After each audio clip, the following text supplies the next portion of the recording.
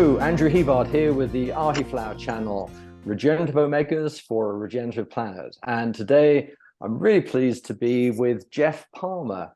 Geoff is the founder and CEO of Clean Machine, a natural supplement and nutrition business founded on the principles of vegan nutrition and plant-based nutrition to achieve optimal performance, really, which we'll come on to in a minute here. And Geoff has been in the natural products industry for 30 years, as well as being a competitor and a champion at natural bodybuilding and natural physique activities. So, Geoff, thank you very much for joining us today.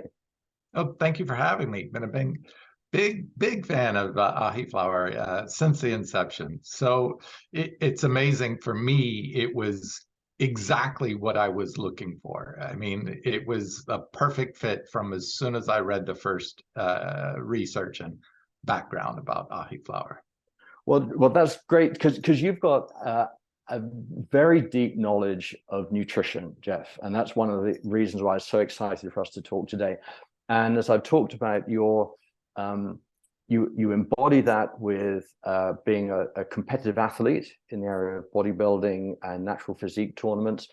And you've really sort of built your business around identifying functional ingredients, very high quality ingredients that can help the human body achieve its optimal performance. And you've mentioned about Ahiflower, which we're delighted that Clean Machine uses Ahiflower as your plant-based source of omega-3. So perhaps you could share with us why Ahiflower resonated with you when you first, I think probably 6 years ago, when you first commercialized it. Yes. Yeah. So I've been vegan for 38 years. And so I turned 60 this month, last month, actually, in January. And as I said, a natural bodybuilding champion. So science, physiology, and biology have always been fascinating to me. I was a biopsych major in college. And in reading the studies, I was just fascinated by how our bodies, with natural products and ingredients, altered its whole physiology. And it just became fascinating to me.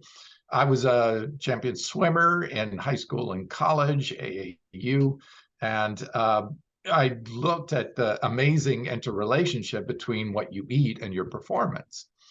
I had a huge awakening. I suffered with suicidal depression when I was young, and I had a breakthrough. And when I did, all of the desire to eat unhealthy and drink and smoke and all that stuff just fell away.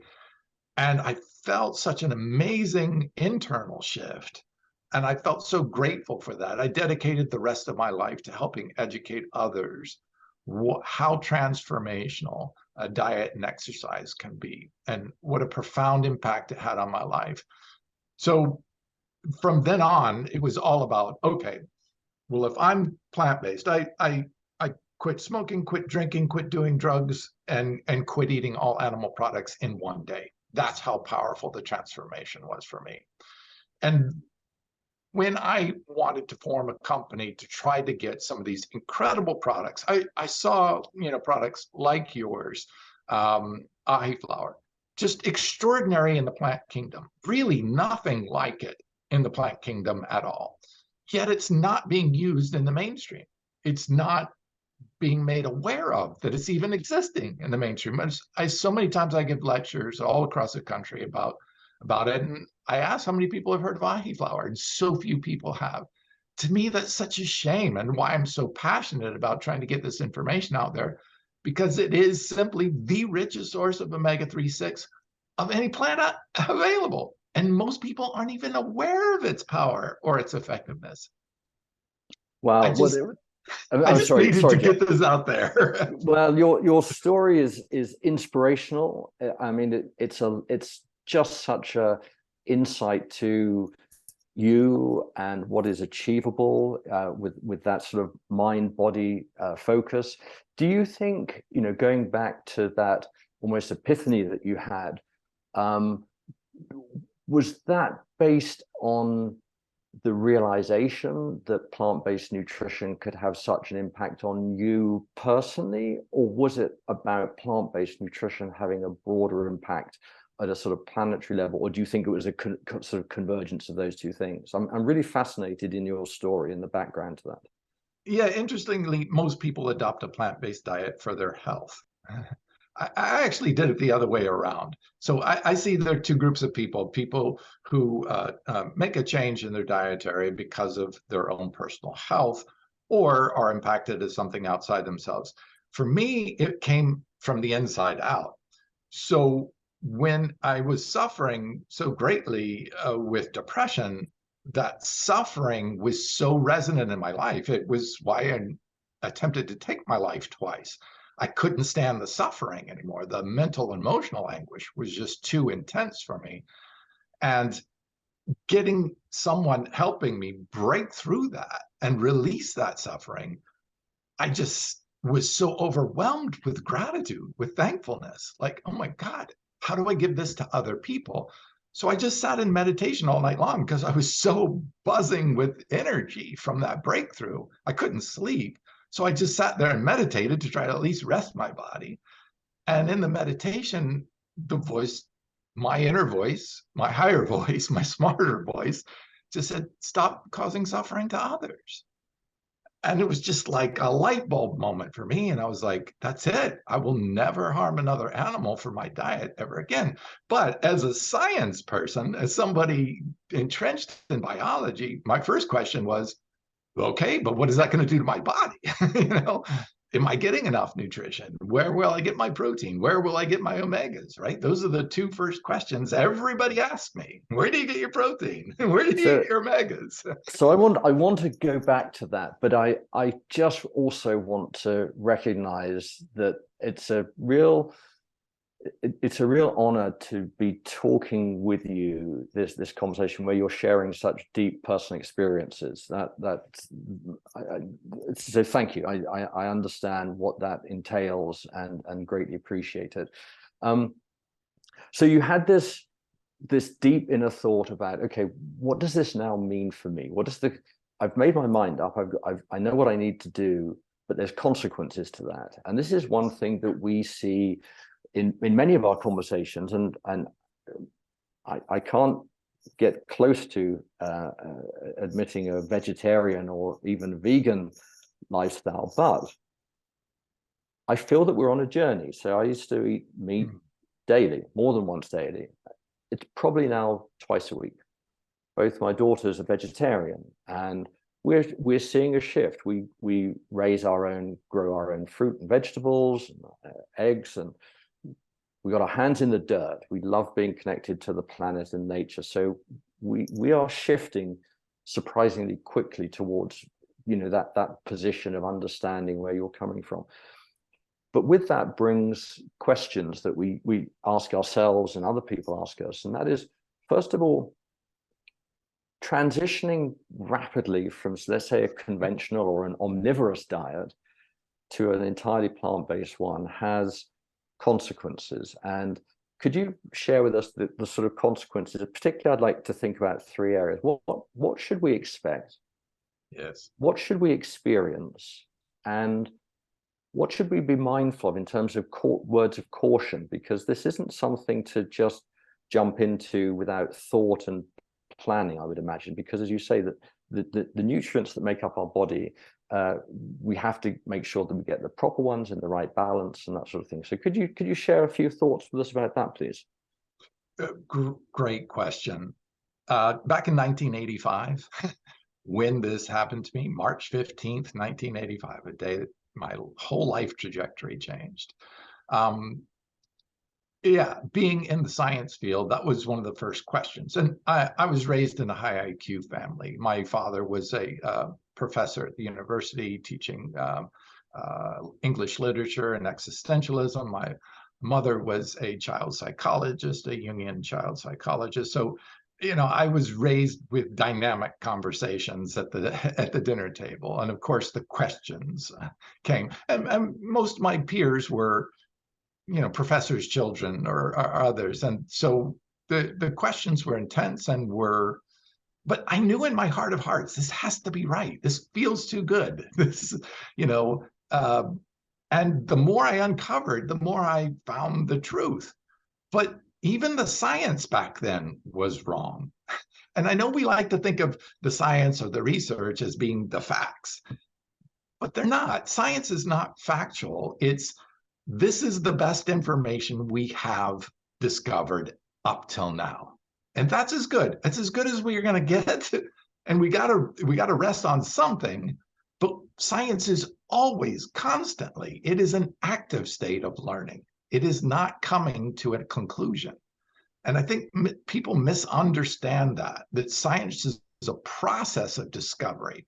And back in 1985, there were all kinds of assumptions that were wrong. The amount of protein that we need was 200 grams, so they thought. We now know it's probably about 50 to 60 grams. That's 1/4. They were way off. They were 75% off. You know, it's just like the information that we're assuming is fact, we have to take a deeper look at. And that's what led me to iFlower. When I saw the research that you had on ALA, SDA, and ETA, its brain function, its immune function, how it impacts health, I'm like, this is the information. I had already been compiling for years, study after study, the Norfolk study, which showed once you change to a plant-based diet, your whole microbiome changes and you start producing metabolites that don't even exist on a standard American diet. They're not present. They're not there. I love the ahiflower study that measured ETA in the bloodstream for those on a standard American diet, and it was 0. There was none. It wasn't there.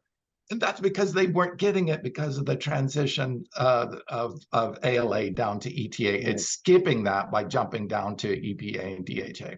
I mean, all this information is just now coming out. It's so exciting. It's an exciting time to be plant-based. You know, back in 1985, half of this research, 90% of this research wasn't even available. So listen, so I'm so appreciative that your knowledge, as I said earlier, you're an educator, you're a high functioning individual, not just sort of physically as you've shown us, but also mentally as well. You know, that gets to, I think, the heart, excuse the pun, of many of the omega-3 conversations. And you know, as you've said, in 1985, the science then, the science has a somewhat bad habit of saying this is what we know at this point, therefore it must be fact. There is no more. There is nothing to learn beyond this point. And of course, we know it's evolutionary. It's through a process of discovery. It's through a process of challenging what we know and saying, well, is that still right? And that's has been a huge driver for me with omega-3s, because you know the sort of conventional, historic, and I think now dated opinion was that we're all born innately useless at converting plant-based omegas, ALA and SDA, through to EPA and DHA, and we know that's just not factually correct anymore. And as you showed us, show me again your okay. That's a 60-year-old completely drug-free. So that doesn't look like a guy who's deficient in EPA and DHA from plant-based omegas. And also, as you talk about your sort of, you know, your education, higher functioning abilities. So, you know, here's what I'd really like you to talk about. And you mentioned it about, you know, metabolic pathways. We know that plant-based nutrition, we know that ahi flour is a great precursor to helping us create endogenous EPA and DHA. And as a high performing athlete, yes, with a requirement beyond most average people's requirement for omega-3 fatty acids for muscle turnover, protein synthesis, energy, and obviously cognition, you have a high demand for EPA and DHA, as well as the precursors to that. Can you talk a little bit about how you achieve all of that through ahi flour and your nutrition of omegas?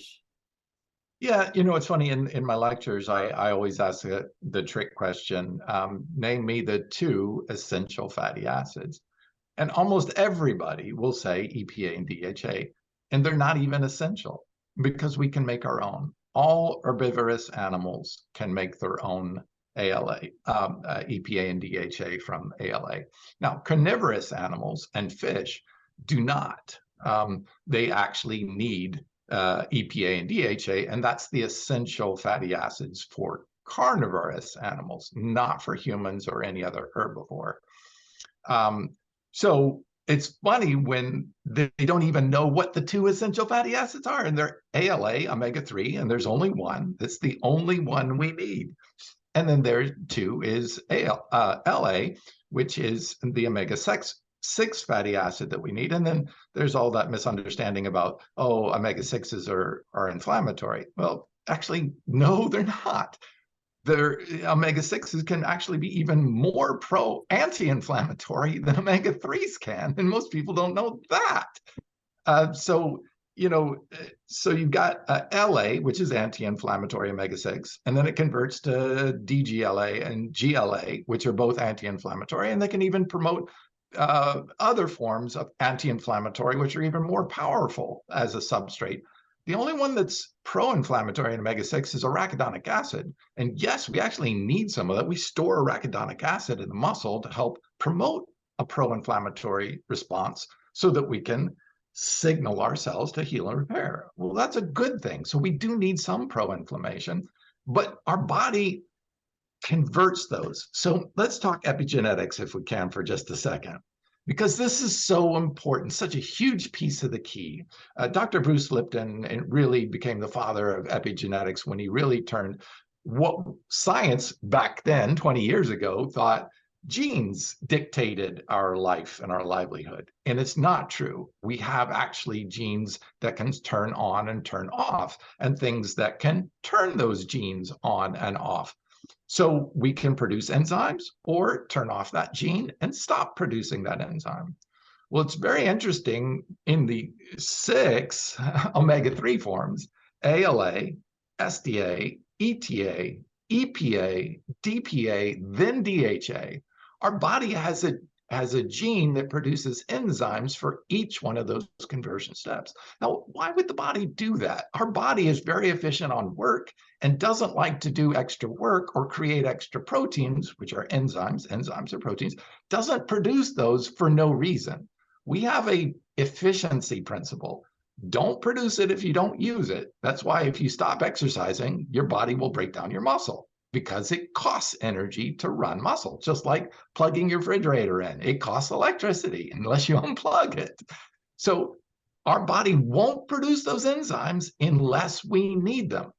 Now, this is really important for that conversion process, because when you look at something and you've got this conversion chain of ALA down to EPA and then DHA at the very bottom, every one of those steps is regulated by epigenetics. Our body turns on that gene so it converts down and then turns it off when it has enough. It's self-internally regulating, because we need an exact amount of EPA, we need an exact amount of DHA for our age group, for our gender, for our health condition, for immediate response to injury. All of that is delicately regulated by this epigenetics of turning on genes and producing these enzymes. Now, what's amazing about the Norfolk study is that they looked at, okay, well, what happens when you put somebody on a plant pure diet? Their epigenetics changed. They started producing a much higher level of these enzymes that convert ALA to DHA all the way down the chain. So that didn't happen in omnivores. And they're like, but the science was based on looking at omnivores saying, hey, we don't produce enough of that enzyme. Well, we don't produce enough of that enzyme because we don't need it, because you're putting pre-converted DHA into the system. So the system says, well, there's DHA present. I don't need to convert anymore. So let's turn off that gene and not produce that protein, because for cost efficiency. That's an efficient system. But we didn't see that until we included vegans in the study and found they had a wholly different mechanism, and they were converting much more ALA to DHA. So the study, even the researchers said that the efficiency of conversion from ALA to DHA was much higher in those eating a plant pure diet. Right. As So, you change so your diet, so will change your needs and your functionality of your entire body.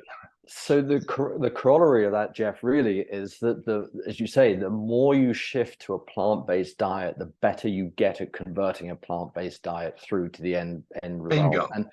And you know, we're getting into some sort of heavy biochemistry here and metabolic pathways. And the one thing that I try to, or if I distill that down to something that's really easy for us to get our arms around, it's that saying that the journey is better than the destination. And Yes. I think with plant-based omegas particularly, we're now seeing that the more we take as sort of precursor EPA and DHA, and they go through those metabolic stages, those steps that you mentioned, each one produces a unique set of metabolites that is determined by the body, the need state that we have, whether it's inflammation, whether it's energy, whether it's infectious, management, etc. The body is creating something on demand, and by taking exogenously formed EPA and DHA, which undeniably have some health benefits, I wouldn't argue against that, but you'll seem to be missing out on all of those valuable steps that the human body goes through to create it. And as you say, which is controlled by epigenetics, the more we use that process, the better we get at using it. So with that in mind, is it fair to assume that as people transition, say, or think about transitioning from an omnivorous diet, and they might be taking a mixed diet, they might say, well, I'm going to top up my omega-3s by taking a fish oil supplement or a krill oil supplement, and I'm actually going to dial that back and start thinking about increasing my plant-based omegas, that you will actually become more efficient over time at converting those plant-based omegas through to the EPAs and DHAs that our bodies need. Yeah, and there's very good examples that I think more people will be aware of. In the bodybuilding community, clearly there are people taking drugs, steroids. Well, when you take an exogenously, something formed outside the body that the body would normally produce, and introduce it into the body says, okay, great, well, that's there. I can shut off my own production. And that's exactly what happens with male bodybuilders who are taking steroid hormones, testosterone, is their body stops producing their own testosterone. It says, it's already there. I don't need to produce it. It's a biofeedback loop. Same with thyroid. If you happen to go on thyroxine or or Armour, the thyroid drugs, they tell you right up front, once you start taking this, you're going to be on it for the rest of your life, because your body will permanently shut that down. Now, fortunately, that's not the case. It's at least not what we've seen in the literature or through experience with omegas, but it is to a degree what's happening. When you introduce a preformed state of EPA or DHA, our body then starts to turn off those genes that would convert it. So you're making the body less efficient at converting ALA. Now, ALA isn't, whether you're omnivore or vegetarian or vegan, doesn't matter. We get ALA in nuts and seeds and plants and greens and beans and lots of things that we all eat every day anyway. And you've just turned your body less efficient at converting that, because you're sending a signal that you're already getting an external source of this, so it doesn't need that. It can even dangerously cause, so EPA is at the very bottom. And the reason being is because our brain stores a lot of DHA. I think there's some misunderstanding that it meant, oh, our brain needs a lot of DHA. Thanks to Professor Brasnet, we now know that the amount of DHA used by the brain is about 2.4 milligrams, which seems like nothing, and that our body can store DHA in fat tissues in the liver and even subcutaneous fat, but in the fat in our brain, which is why we have fatty brains, it's a big storage container for DHA, and that's because in nature, we'll go through times of feast and famine. So our body will store this extra DHA to make sure we have plenty on hand to run our brain, even though we only need a tiny little bit of 2.4 milligrams per day usage. So it looked at the study, and basically our body is storing about 20 years worth of DHA. So taking a DHA supplement, to me, make you less efficient, disrupts your regulatory environment, your endogenous regulatory environment. Here's another great study. They were looking at balance. So the purpose of this study was to try to find what is the correct ratio of EPA to DHA. And most people say about 2 to 1, twice as much EPA to DHA is what our body needs. But regardless of that, what they're looking at is, oh, wait a minute, if you have diabetes, you need a ratio that's different. If you have hypertension, you need a ratio that's different. So they came to the conclusion that a ratio is indiscriminate. It's self-regulatory that we need to focus on. Instead of putting this amount of EPA or DHA in a fixed amount already pre-converted into our system and disrupting this regulatory system that we have, you could actually be making a bad disease state worse by creating a disbalance in the bloodstream. This bloodstream regulation is really important because it can create and decrease different functionalities from lots of different disease states that Americans are concerning. Why not just give the body what it only needs, which is ALA, and let it decide when and where and how, even down to the specific tissue, exactly how much it needs by turning on and off those genes and pushing out that amount.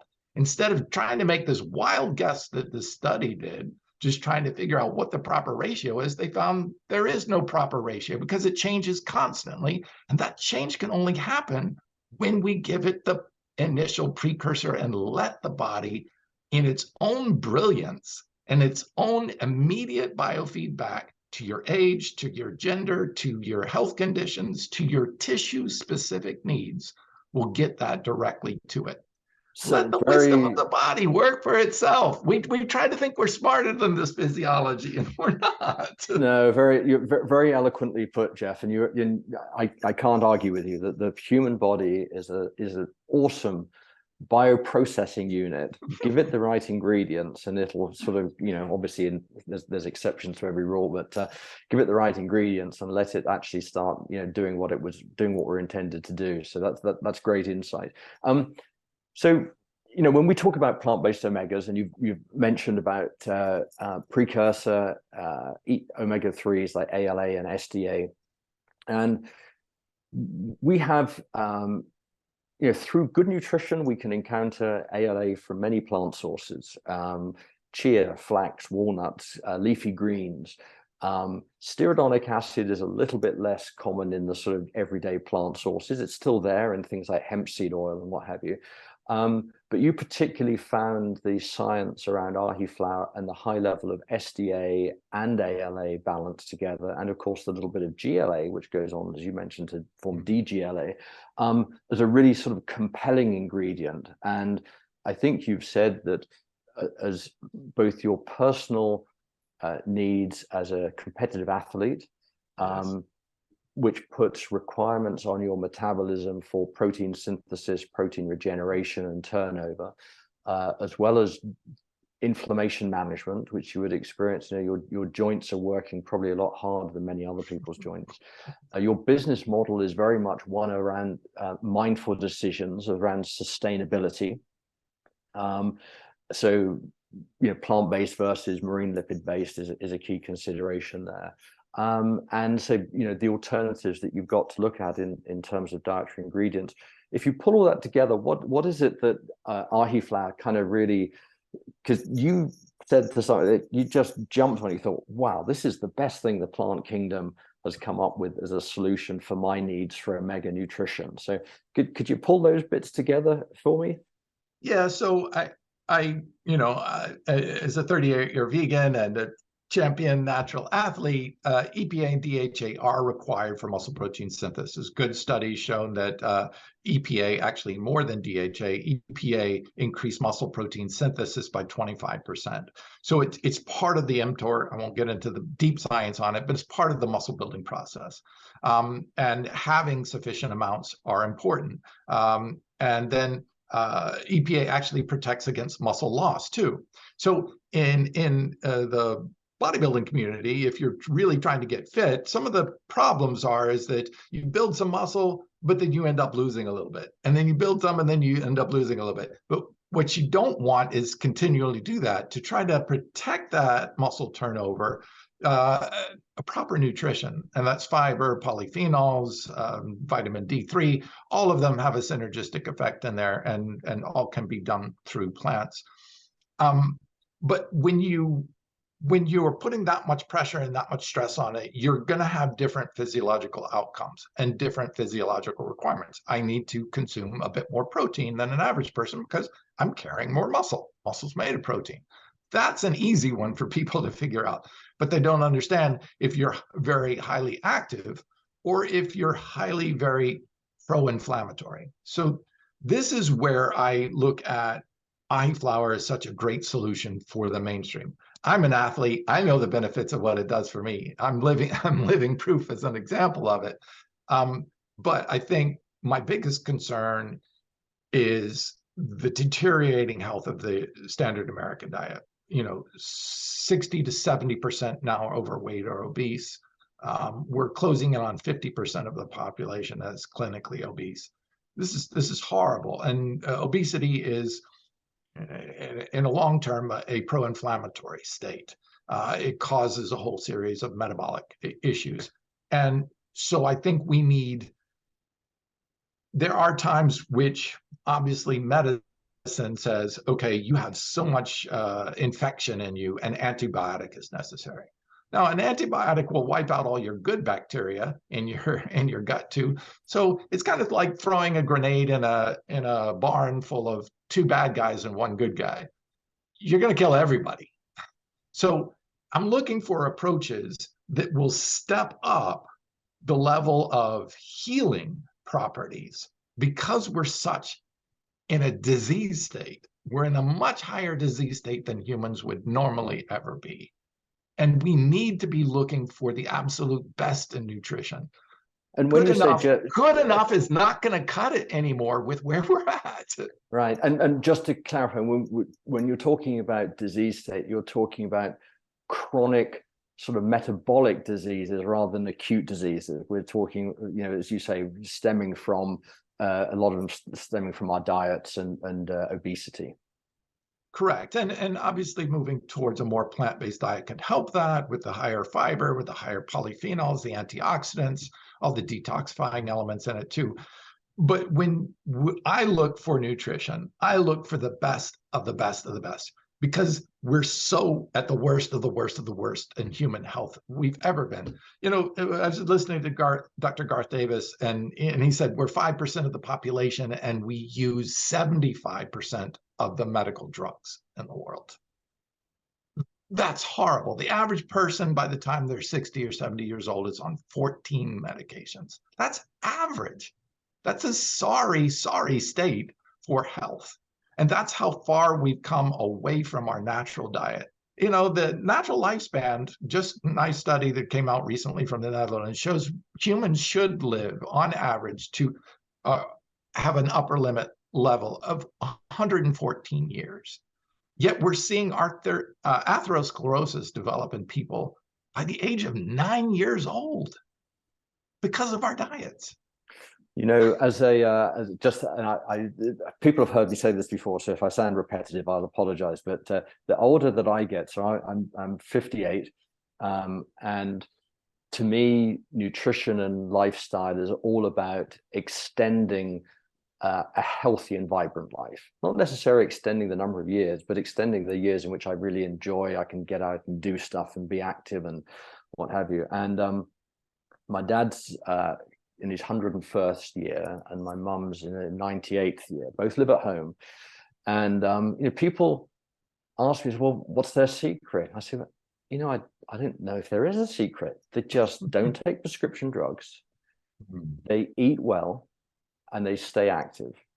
And it's simple as that. But it as a child growing up in the family there, we never ate fast food or convenience food or what have you. Everything was cooked at home, grown at home, harvested.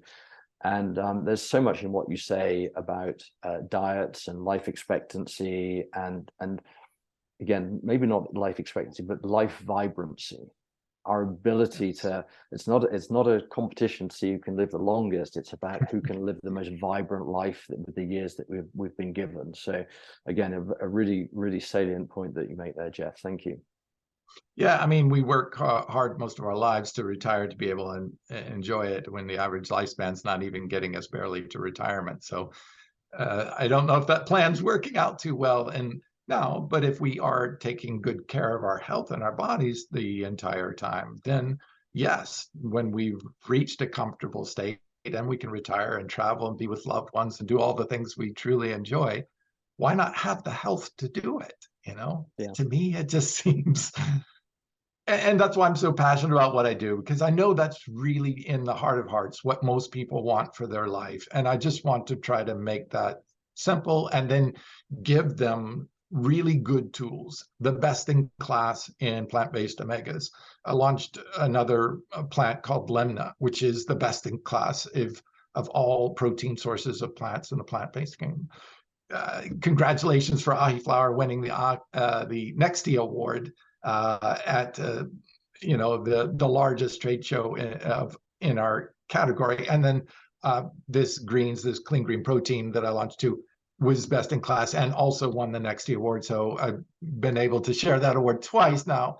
But that's what I'm passionate about. Let's go out and find these extraordinary plants in nature. Make sure they have legitimate sound science behind them, showing efficacy and showing health promoting effects, and then make them available for the average person so that the average person who is going down a path of, seeing early disease states, going to the doctor, getting the medications, paying for the insurance, ending up in the hospitals, in the nursing homes, and then dying horrible disease states, deaths.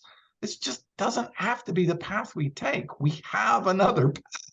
Yeah. And it's well, so Geoff, much enjoyable. that is a great note to kind of wind up on, because if I go back to our opening comments, as you say, 38 years ago, when this kind of began, and you had that sort of that moment of recognition that this and that your internal voice, your higher voice calling you on this path, and over the time to have gone through the building of a very successful business, building that business around health and nutrition, using plant-based ingredients to achieve our sort of optimal physical performance, embodying that with tournament level, competition level, bodybuilding and physique tournaments. And also, I think this really strikes me about you and how you project your message, is that you're a very gifted and natural educator, and you bring areas of complex science sprinkled with a lot of common sense and realism, which is great in real life experiences, to your customers and the community. So thank you for sharing that with us, and thanks for being such a passionate supporter of Ahi Flower and helping us on our journey as well to improve overall omega nutrition. Much appreciated. And how can people find you? How can our customers and viewers find you, either your products online or on social media?